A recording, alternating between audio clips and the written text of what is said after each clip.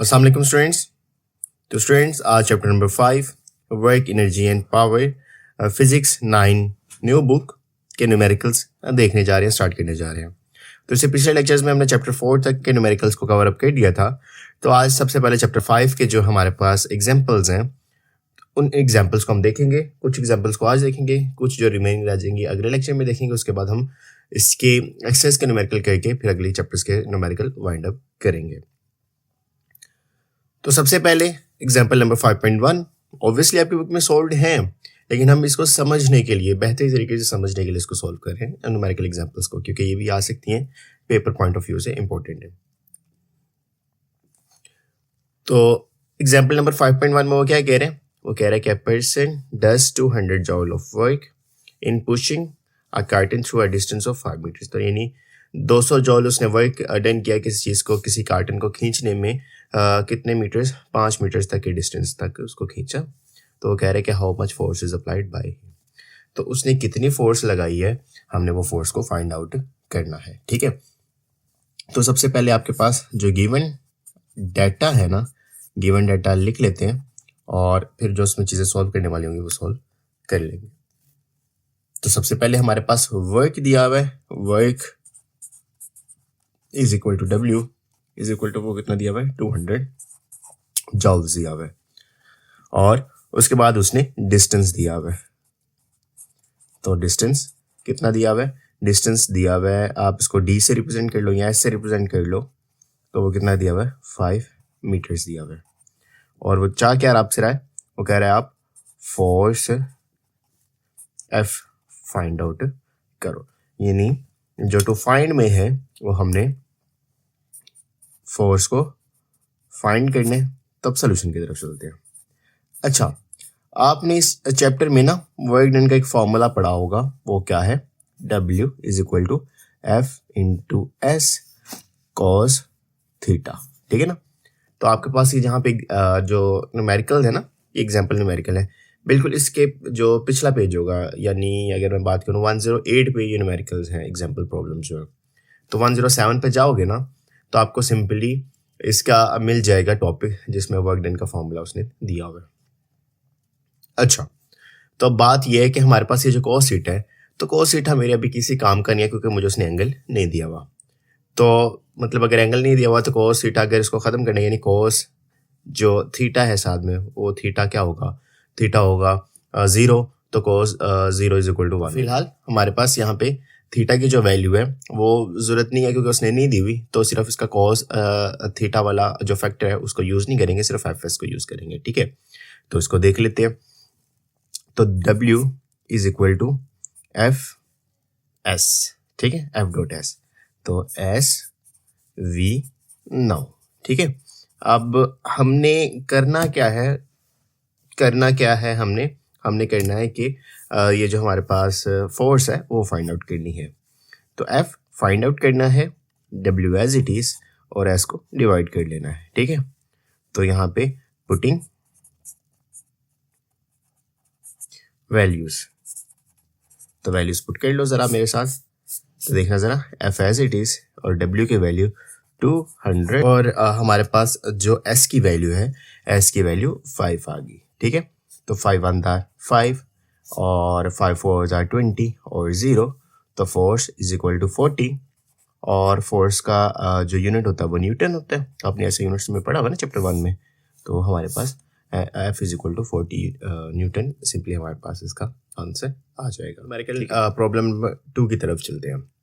तो उसमें कह रहा है कि find the work done by a 65 newton force in pulling suitcase through a distance of 20 metres. ठीक है, तो वो कह रहा है कि 20 मीटर्स के डिस्टेंस पे एक कार्टन जो हमारे पास सूटकेस है उसको उसने खींचा, और कितनी फोर्स लगा के 65 न्यूटन की फोर्स लगा के। यहाँ पे मैं अटैच कर भी दूंगा, आपको स्क्रीन पे नज़र भी आ रहा होगा एक पिक्चर जिसमें उसने एंगल भी दिया हुआ है। ठीक है, तो ये जो एंगल है, एंगल कितना इस बार दिया हुआ है? 30 डिग्री दिया हुआ है। तो इस एंगल के हिसाब से अब हमने इसको सॉल्व आउट करना है। तो यानी इस बार एंगल दिया है, तो यानी W is equal to F dot S cos theta. तो अब थीटा की वैल्यू इस बार दी हुई है। ठीक है, तो इस पिक्चर में आप देख सकते हो थीटा 30 डिग्री है, तो अब इस थीटा के हिसाब से हमने इस न्यूमेरिकल को सॉल्व करना है, क्योंकि इस बार एंगल भी गिवन है। तो सबसे पहले आप गिवन डाटा लिख लोगे और उसके बाद जो आपने टू फाइंड करना है वो लिख लोगे और उसके बाद आपका सोल्यूशन आ जाएगा, ठीक है। और सोल्यूशन को जो भी इसमें हमने वैल्यूज पुट करके सॉल्व करना है उसकी तरफ चलेंगे। तो सबसे पहले जो जो गिवन है वो देख लेते हैं। फाइंड द वर्क डन, तो वर्क डन इस बार निकालना है, तो यानी W इस बार फाइंड आउट करना है। फोर्स दी हुई है, तो फोर्स यानी F is equal to 65 newton है। डिस्टेंस दिया हुआ है, डिस्टेंस कितना दिया हुआ है, distance is equal to S कह लो इसको, वो 20 मीटर्स दिया हुआ है। और वर्क डन निकालना है, हाँ एंगल थीटा, जो एंगल है वो भी दिया हुआ है, वो कितना दिया हुआ है 30 डिग्री दिया हुआ है। तो बाय यूजिंग फॉर्मूला, हमारे पास फॉर्मूला क्या है, W is equal to F.S और cos थीटा। और इस बार सारी वैल्यूज दी हुई है ना, थीटा की वैल्यू, S की और F की, तो पुटिंग वैल्यूज, तो वैल्यूज पुट करने से क्या आएगा इसको देख लेते हैं। तो यहाँ पे कर लेते हैं। तो W as it is, F की वैल्यू 65 मल्टीप्लाई बाय S की वैल्यू 20 मल्टीप्लाई बाय एंगल कितना है 30 डिग्री, तो cos 30 डिग्री। इसको कैलकुलेटर से अभी देख लेते हैं। तो आप सिंपली अपना कैलकुलेटर ओपन कर लो और इससे cos 30 डिग्री की वैल्यू देखना, मेरे साथ फाइंड आउट कर लोगे। तो यहाँ पे आप जब ये देखो cos और साथ में कितना 30, तो cos 30 आपके पास 0.866 आपके पास आ जाएगा, है ना।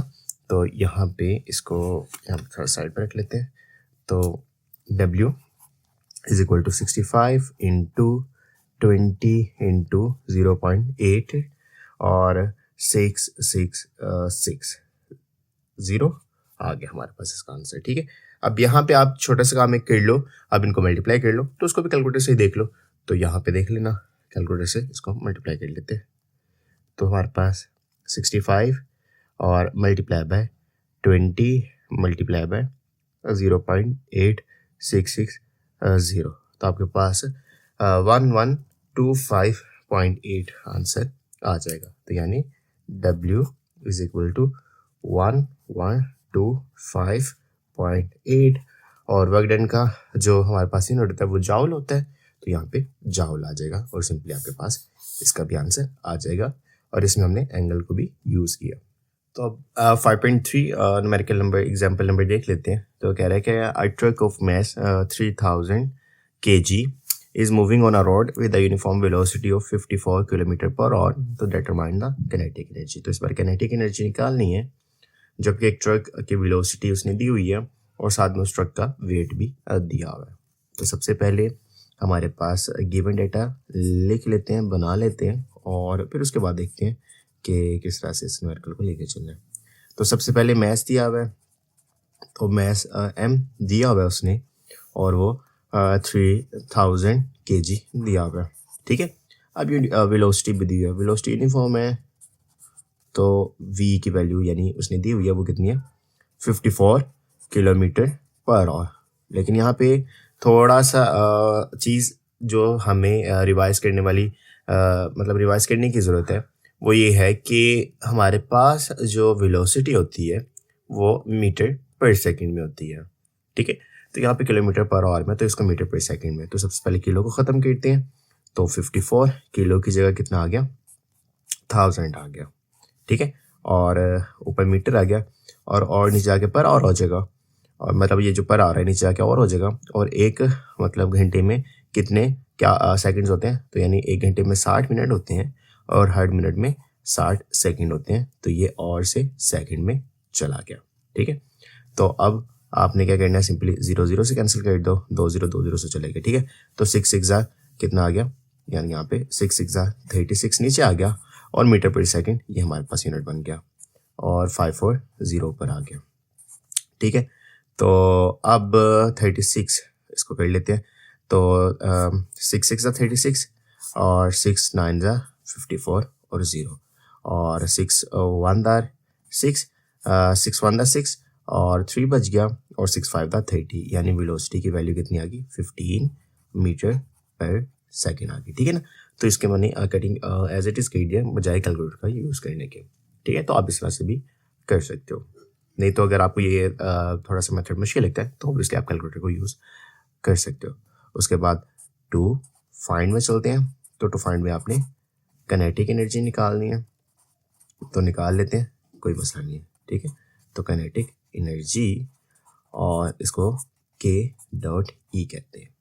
ठीक है, तो सोल्यूशन तो बाय यूजिंग फार्मूला, तो काइनेटिक एनर्जी का आपको फार्मूला पता होना चाहिए, ताकि क्योंकि आपने टॉपिक भी पढ़ा होगा काइनेटिक एनर्जी का, और काफ़ी मतलब इंटरेस्टिंग टॉपिक है। अगर आप लीनियर मोशन में बात करो तो हमारे पास काइनेटिक एनर्जी होती है, लेकिन अगर हाइट की बात करो तो हमारे पास पोटेंशियल एनर्जी होती है। अच्छा, काइनेटिक एनर्जी का फॉर्मूला यानी ई के भी लिख सकते हो या के ई भी लिख सकते हो, काइनेटिक एनर्जी भी लिख सकते हो और ई के भी लिख सकते हो। तो उसका फॉर्मूला आपके पास होगा 1/2 और एम वी का स्केयर आ जाएगा। ठीक है, तो यहाँ पे वैल्यूज पुट कर दो ज़रा मेरे साथ। तो 1/2 एज इट इज़, एम की वैल्यू कितनी 3000 और यहाँ पे जो v की वैल्यू है वो भी निकाली 15 और 15 का स्केयर ले लोगे, तो 2/2 और 215 और 00। ठीक हो गया ना, यानी 15 सॉरी आ गया, यानी 3000 है तो उसका हाफ 1500 हो गया। अच्छा, 1500 मल्टीप्लाई बाय 15 का स्केयर, तो 15 का स्केयर 225 होता है, लेकिन अगर आप कैलकुलेटर से भी चेक करना चाह रहे हो तो कैलकुलेटर से भी इसको देख सकते हो। ठीक है, तो ये देख लो, कैलकुलेटर से देख लो चाहे, तो 15 मल्टीप्लाई बाय 15 तो 225। अच्छा, ये जो 225 है इसको मल्टीप्लाई कर लेंगे किससे 1500 से, तो हमारे पास सिंपली वो आंसर आ जाएगा कि जो हम बनाना चाह रहे हैं। ठीक है, तो यहाँ पे मैं लिख देता हूँ, पहले 15 का स्केयर कितना आ गया 225 आ गया। ठीक है, अब जो काइनेटिक एनर्जी हम निकाल रहे हैं उसका जो मल्टीप्लाई करके आंसर आया वो कितना आ गया 337 और 337 और 500 आ गया। ठीक है, तो अब ये हमारे पास काफ़ी बड़ा यूनिट है, एक ये जॉल में आ गया, तो हम ना इसको किलो में कन्वर्ट कर लेते हैं। 1 2 3 पॉइंट्स, यानी पॉइंट यहाँ पे डेसिमल प्लेस पड़ा होता है, यहाँ पे ले आते हैं अगर उसको, तो काइनेटिक एनर्जी की इसमें आ जाएगी प्रीफिक्स की फॉर्म है जिसको कहते हैं लिखना 337.5 और मल्टीप्लाई बाय 10⁻³ है, तो 10⁻³ को किलो लिख लो और साथ में जॉल लिख के आपके पास ये काइनेटिक एनर्जी का भी फॉर्मूला आ जाएगा। ठीक है।